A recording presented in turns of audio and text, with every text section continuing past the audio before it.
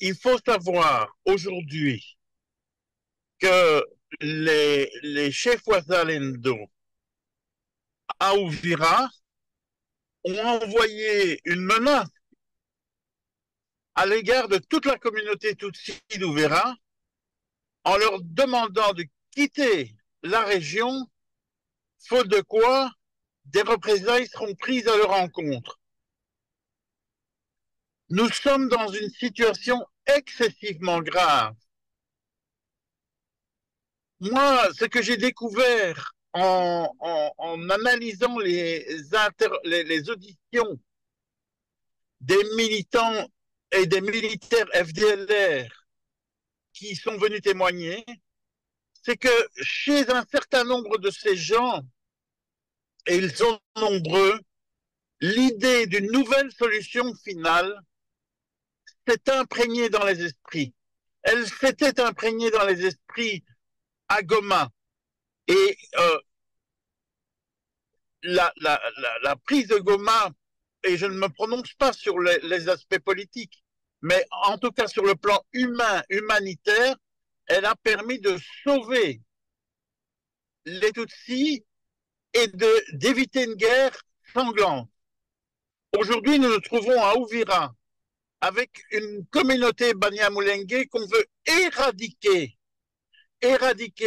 d'une ville qu'elle fréquente depuis toujours et avec l'idée d'attaquer par la suite avec des drones Minembwe et de prendre le contrôle et de détruire la communauté Banyamulenge à Minembwe. Dans le même temps, j'ai constaté que la situation des Emma en Ituri s'est aggravée parce qu'on a donné des armes et aux milices Codeco, et aux milices FDLR, et aux Azalendo. Et l'on entend des gens qui se prétendent responsables dire qu'il s'agit de patriotes, alors que ces gens ont une volonté de détruire toute une communauté humaine. On entend des diplomates se gausser d'analyse diplomatique, d'expertise en tout genre, et ils ne regardent même plus la réalité humaine telle qu'elle se vit sur le terrain. Quelle catastrophe il faut pour que les consciences se réveillent. Il est temps de se réveiller.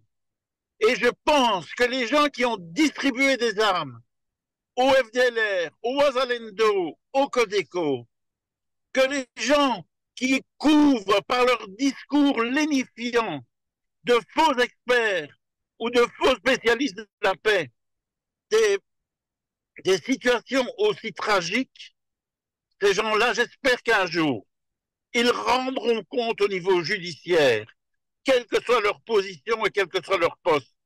Il faut, au minimum, qu'on sécurise ces populations. Si on ne le fait pas, il y a une réelle situation de responsabilité majeure face à l'histoire et face à chaque homme et chaque femme qui est en train de perdre la vie dans cette région.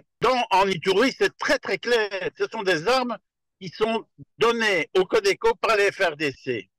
J'ai mis en cause la responsabilité personnelle du général Louboya. Qu'est-ce que l'on a fait jusqu'à présent pour arrêter cet homme, pour l'empêcher de continuer à distribuer des armes? Qui fait cela? Et en même temps que on vit ça, et il faut le savoir, il faut que les gens le sachent, les avocats avec lesquels je travaille en Ituri me disent que maintenant leur sécurité est menacée. Ils n'osent même plus prendre la parole publiquement. Et ils ne sont pas les seuls. Au Katanga, les militants syndicalistes avec lesquels je travaille sont dans la même situation, ils ont peur. Donc tous les lanceurs d'alerte sont en position de danger. À Genève, le représentant de la MONUSCO, Madame Bintou Keïta, n'avait pas manifesté justement ses inquiétudes par rapport aux exactions de ces milices et la complicité de l'armée congolaise. Qu'est-ce que vous en pensez? Écoutez, ça fait des mois et des mois et des mois que je me pose la question, mais qui est cette dame? Quel rôle veut-elle jouer? euh, Nous n'arrêtons pas de la mettre devant ses responsabilités. Et qu'est-ce qu'elle fait? Elle n'a rien fait.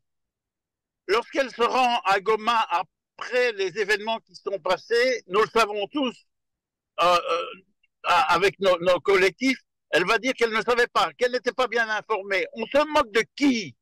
Elle se moque de qui? On ne savait pas.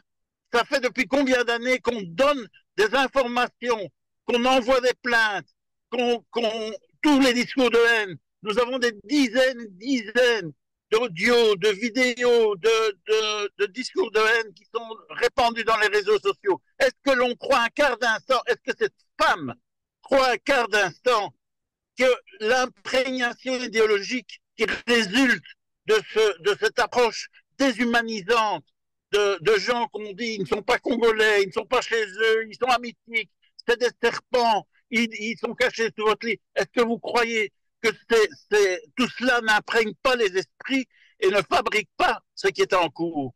Aujourd'hui, si on va au bout des choses, si la catastrophe, si la nouvelle solution finale, c'est comme ça que j'appelle la situation à l'est du Congo, si cette nouvelle solution finale menaçante pour tous, si on n'en est pas conscient, eh bien, on aura une responsabilité judiciaire, qu'on s'appelle Madame Bintou Keïta ou autre, il y a des responsabilités devant l'histoire.